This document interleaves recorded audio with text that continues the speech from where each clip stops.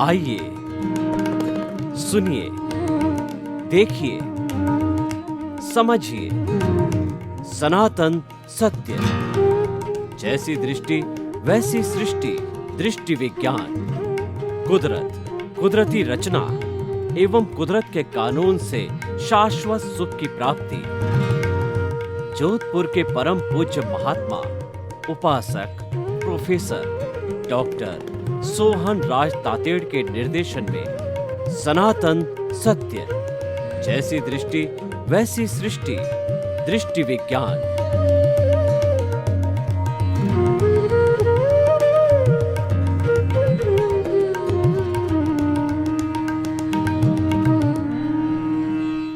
चंदेषु निम्मल यरा आईचेषु अय्यं पयासैरा सागरवर गंभीरा सिद्धा सिद्धिं मम दिशन्तु सिद्धा सिद्धिं मम दिशन्तु।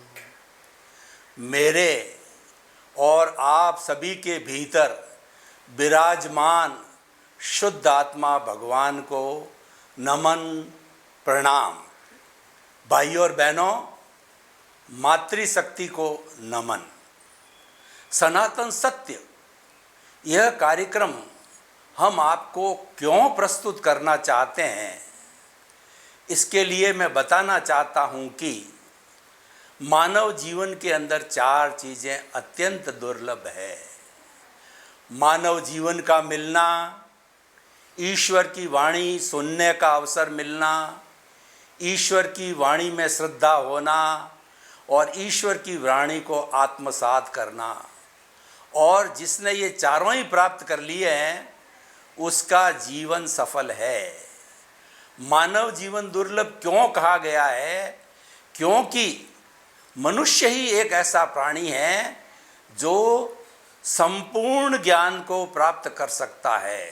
संपूर्ण ज्ञान का अर्थ हो गया केवल ज्ञान। 360 डिग्री के ज्ञान को केवल ज्ञान कहते हैं। और जब यह ज्ञान कोई भी इस औदारिक शरीर वाला मनुष्य प्राप्त कर लेता है तो इस औदारिक शरीर के अंदर वह स्वतः ही भगवान ईश्वर परमात्मा बन जाता है।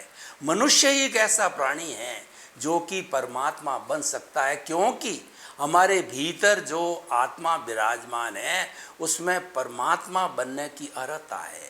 अब हम परमात्मा कैसे बने, उसके लिए हमें सनातन सत्य, यूनिवर्सल ट्रुथ, सार्वभौम सत्य की आवश्यकता रहती है कि what is the ultimate reality of this ब्रह्मांड, of this cosmos, of this world. वो हम सनातन सत्य के माध्यम से आपको देना चाहते हैं। और ये हमारा सनातन सत्य कुदरत, कुदरती रचना और कुदरत के कानून पर आधारित है। जो सारा ब्रह्मांड है वह कुदरत है। और इस कुदरत के अंदर जो 84 लाख जीवा योनि के प्राणी जो जिनके बर्थ प्लेसेज हैं और आत्मा की संख्या अनंत है, वो उसका सनातन सत्य प्राप्त करके और वो शाश्वत सुख को प्राप्त करते हैं। ऐसा सुख जिसके बाद कभी दुख आता ही नहीं है। अतः हम उस शाश्वत सुख को प्राप्त करने के लिए सनातन सत्य कार्यक्रम देते हैं। आज का हमारा बहुत ही सुंदर विषय है कि खोज किसकी करें। देखिए, हम कोई भी चीज को ढूंढने के लिए निकलते हैं तो उस चीज की खोज होती है। कहा भी गया है कि जो है इतना गहरा व्यक्ति को जाना होता है समुंदर के अंदर, तब जाकर के उसको मोती मिलते हैं। जिन खोजा तिन पाइया और गहरे पानी बैठ, मैं बपुरी ढूंढन चली और रही किनारे बैठ। यानी अगर हमको कुछ पाना है तो हमें गहरे जाना पड़ेगा। मोती तो बहुत गहरे समुद्र में शीप के मुंह से निकाले जाते हैं। उसमें गोताखोर को गोता खाना पड़ता है, तभी वो जो मोती मिलता है। तो यानी अपने खोज में लक्ष्य की प्राप्ति करने के लिए कठोर परिश्रम, दृढ़ इरादा और आत्मविश्वास होना जरूरी होता है, तभी किसी चीज की प्राप्ति होती है।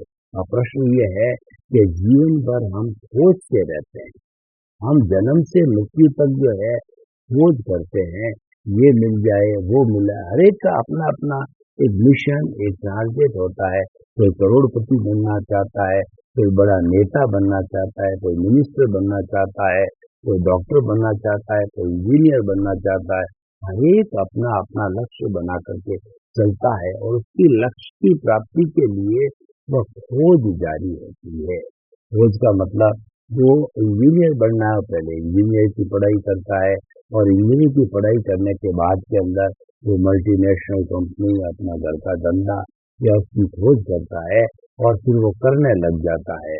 तो ये सारा जो खोज है वो हम अपने जीवन को जो लक्ष्यमय, अपने जीवन को आदर्श बनाने के लिए करते हैं।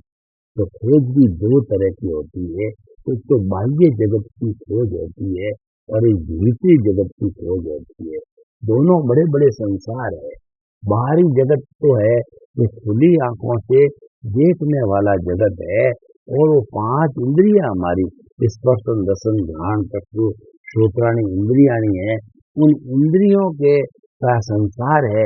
उस इंद्रियों से हमको सुख मिलता है, आनंद मिलता है और उस इंद्रियों में हम लुब्ध रहते हैं और हम जो है अपने इस दुनिया का जो जो नियम है उसके अंदर खो जाते हैं, मैं और मेरा के अंदर खो जाते हैं और ढूंढते रहते हैं कि उसके अंदर सुख होगा, धन में, दौलत में, बाल में, बच्चे में, पैसे में, पद में, प्रतिष्ठा के अंदर, धंधे में। तो सारा हम खोज करते करते जो है वह ये धीरे पाते हैं कि ये जो सारी चीजें हमको मिल रही है ये तो टेम्परेरी है और ये लगातार सुख देने वाली नहीं है। तो आप देखिए, जब हम प्रथम बार जब भूखे होते हैं, भोजन करते हैं तो भोजन स्वादिष्ट लगता है और जब दूसरी बार वही चीज खाई जाती है तो उसका स्वाद कम हो जाता है और उसको तीसरी बार चौथी बार जब हम खाते हैं तो बिल्कुल स्वाद उसका समाप्त हो जाता है। इसका अर्थ क्या हुआ? ये चीजें सारी टेम्परेरी है। टेम्परेरी होने के कारण धीरे धीरे इसका स्वाद जो है समाप्त हो जाता है और आखिर जाकर के तो बिल्कुल स्वाद रहता ही नहीं है। लेकिन हम आपको जो है अभी दर्शन कराते हैं भीतरी जगत का। तो भीतरी जगत के अंदर खोज चालू होती है।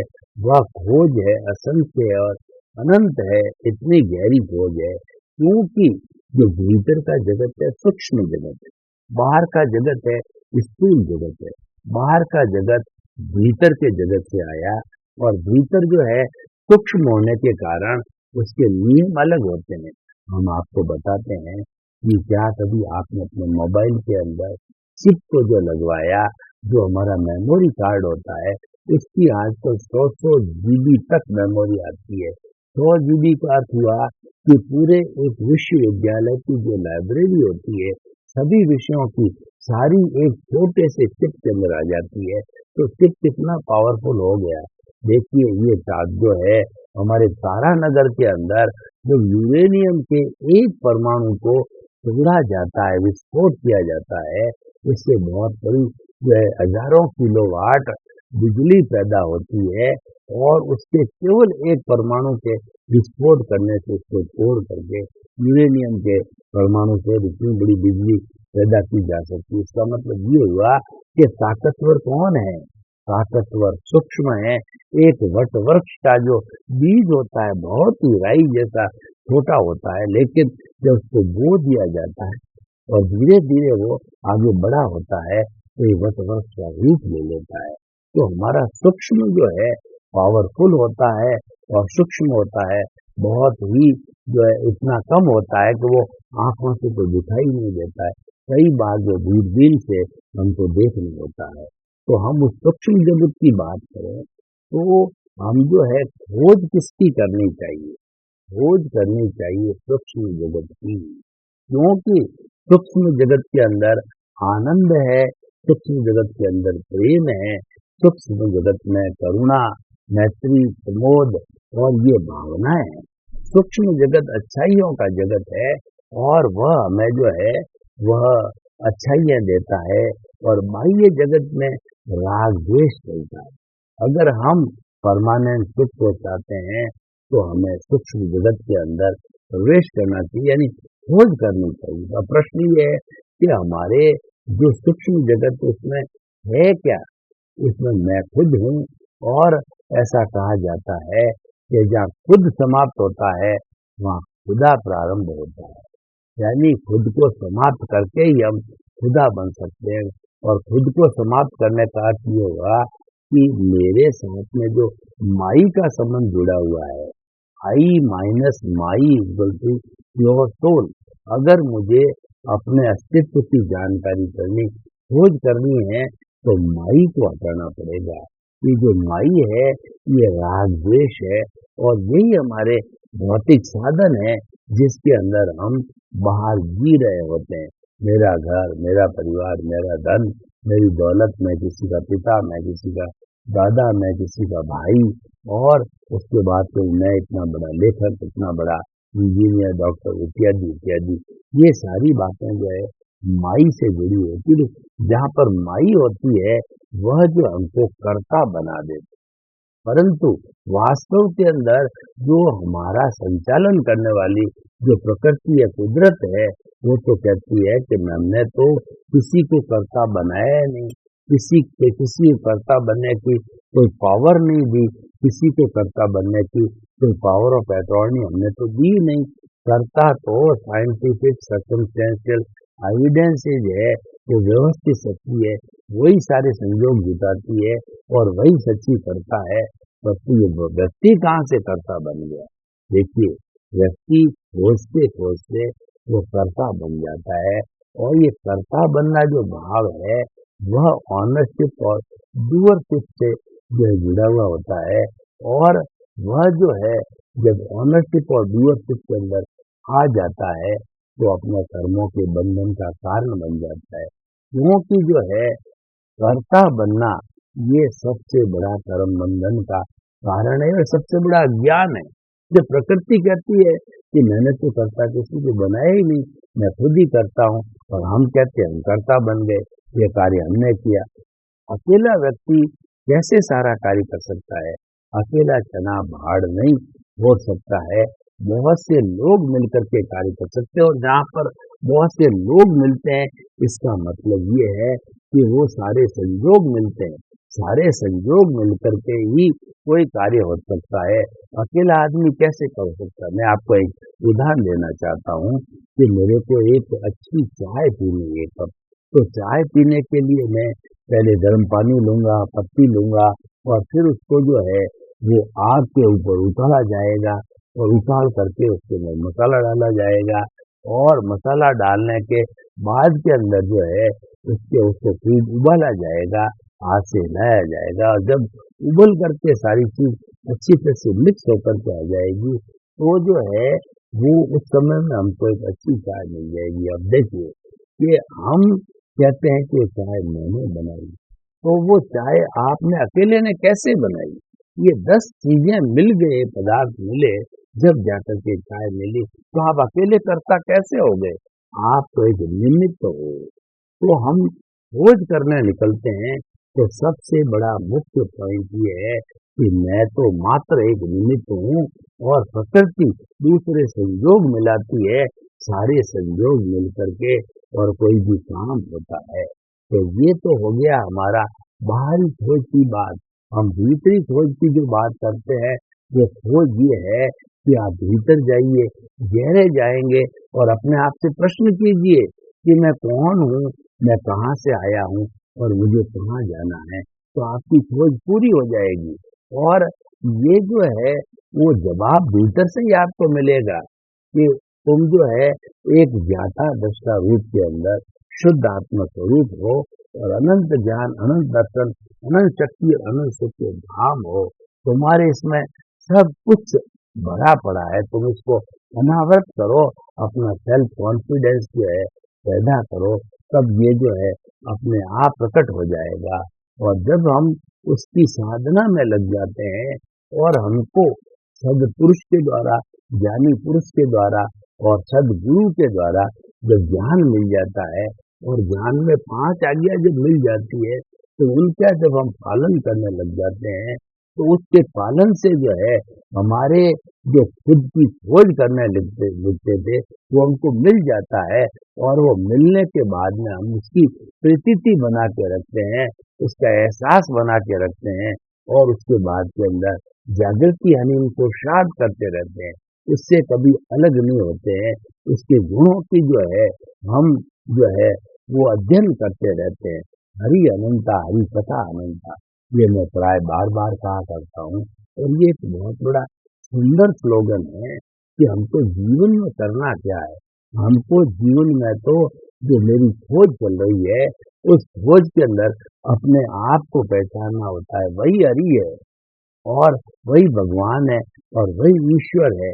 आप उसकी बात करो, उसको रिझाओ, उसके चरणों में रहो और अपने से अपने को बात करो और तो बात करने से आपको महसूस होगा कि वास्तव के अंदर मेरा रियल जो अस्तित्व है वह भीतर है और रियल अस्तित्व बाहर नहीं है।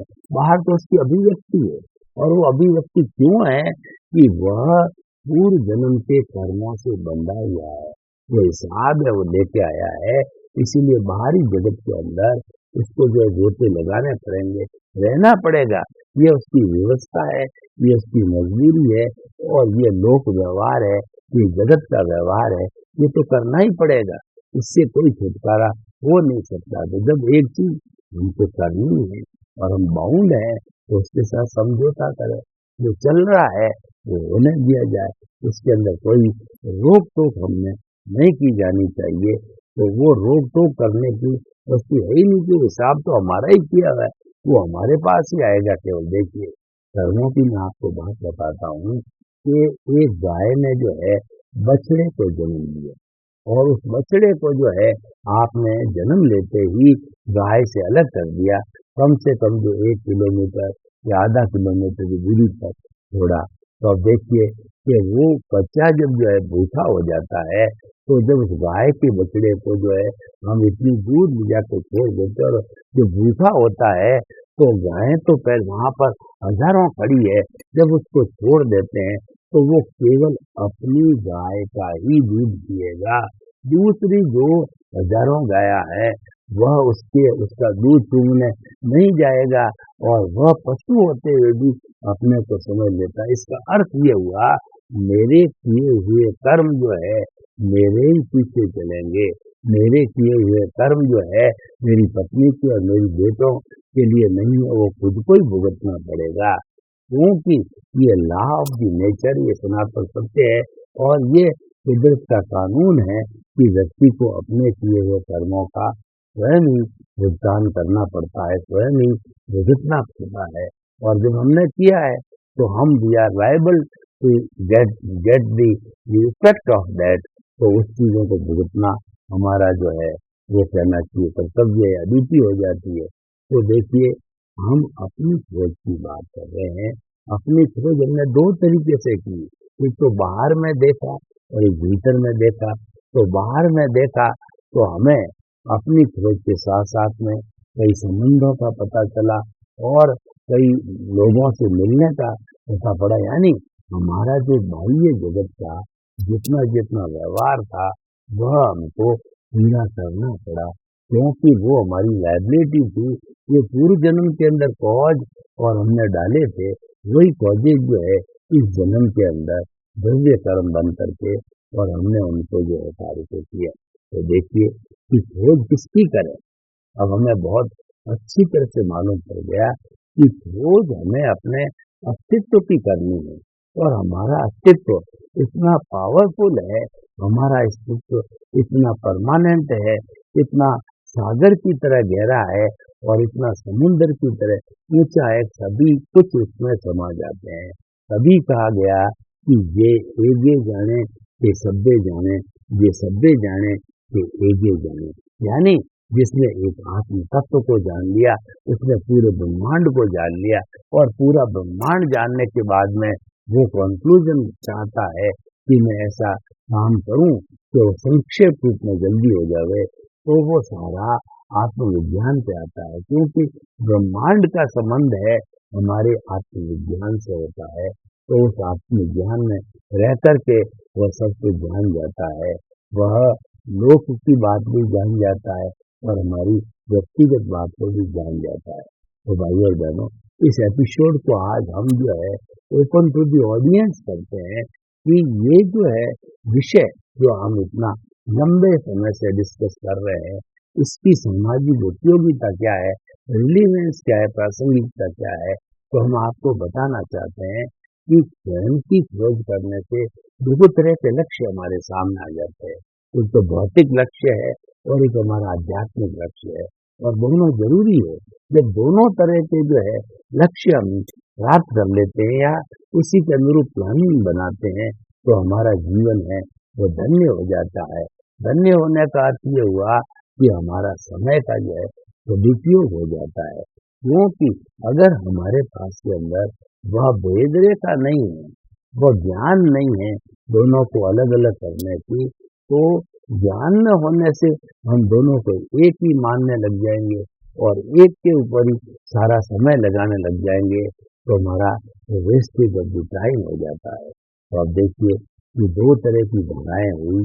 एक तो हो गई कि अपने आप को पहचानने के लिए बाह्य जगत की धारा, और दूसरी धारा होगी खुद को पहचानने के लिए जो आपका रियल फॉर्म है, जो आपका रियल स्वरूप है, उसकी पहचानने के लिए हम भीतर की यात्रा के अंदर चले गए। तो दोनों प्रकार की चीजें हैं जो हमारे लिए उपयोगी होती है, और दोनों प्रकार के चीजों के माध्यम से हम अपने अस्तित्व की पहचान कर लेते हैं। हमारा कुल मिलाकर उद्देश्य यही है कि हमें अस्तित्व की जानकारी होनी चाहिए, उस अस्तित्व को हमें रेगुलर फॉर एवर बनाए रखना है।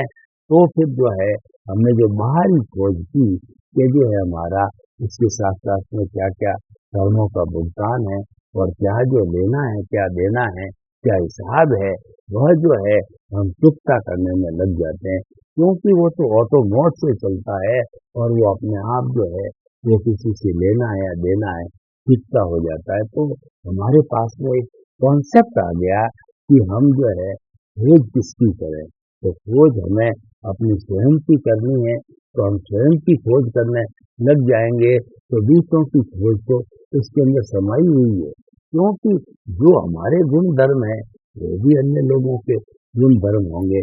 तो अपनी खोज को आप महत्व दें, दूसरे की खोज को अपनी खोज के साथ में जुड़ी हुई है और वह अपने आप हो जाएगी। और जो हम रिलेटिव ट्रुथ की बात करते हैं, हम जो है वो अपने जो कर्म करने की बात करते हैं, वो तो ऑटो मोड से चलता है, वो तो अपने आप हो जाएगा। उसमें करेक्शन देने की, उसमें सुधार करने की जब हमारी कोई गुंजाइश ही नहीं है, वो रास्ता इतने से बंद है, तो हम स्वयं जो है रास्ता बंद करके कोई पुरुषार्थ करने की जो बात कहते हैं, वह जो है मात्र जो है कर्ता भाव है, वो कर्म बंधन का कारण होता है। हमको तो जीवन के अंदर अपनी खोज करने के लिए मात्र एक निमित्त के रूप में जानना चाहिए, और हमको ये भी जानना चाहिए कि सारे जो कार्य होते हैं तो संयोगों के अधीन होते हैं, और सारे संयोग को जुटाने वाली शक्ति है वो व्यवस्थित शक्ति है। तो आइए इसकी हम एप्लीकेशन को जो है और गहरा करें।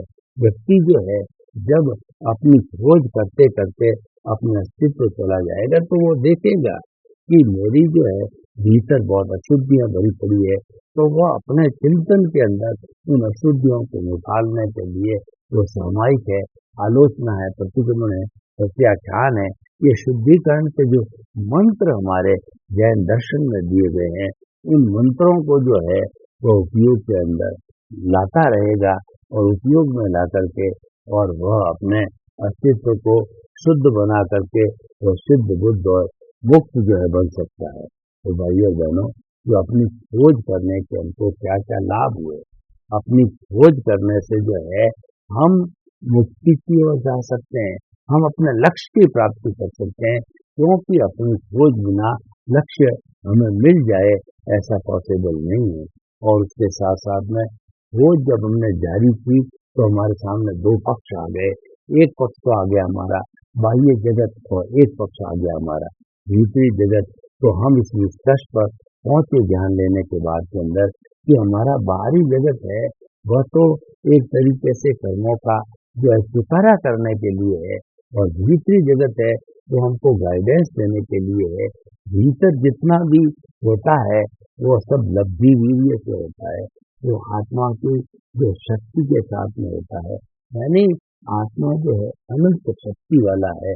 वो सारी शक्ति जो है वो हमारी भीतरी जो आत्मा का अंश है वो पूरा करके, और जो व्यक्ति भीतर की दुनिया में रहता है वो स्वयं की खोज करना चाहता है तो वो इस तरीके से साधनों का उपयोग करता है।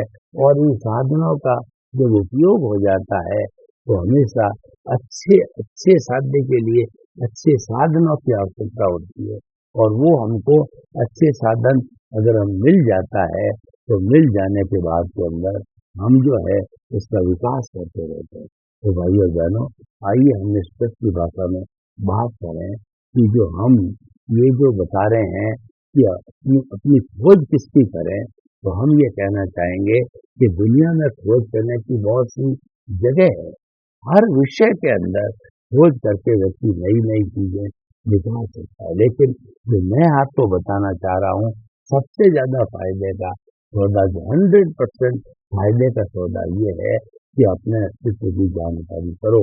और अपने अस्तित्व की जानकारी पूर्ण रूप से कब होगी कि जो इस अस्तित्व को रोके रखा हुआ है वो हमारा कषाय है, वो हमारा कार्बन शरीर, वो जो है वो कार्बन शरीर है, लिंग बॉडी है, पॉजिटिव स्वरूप है, तो उसको धीरे धीरे रिड्यूस करना है। और जब वो आंशिक रूप से रिड्यूस होने लग जाएगा तब जो है वो निर्जरा कहलाती है। और जो संपूर्ण जो है वो हमारा व्यवहार जगत का काम नाश हो जाएगा।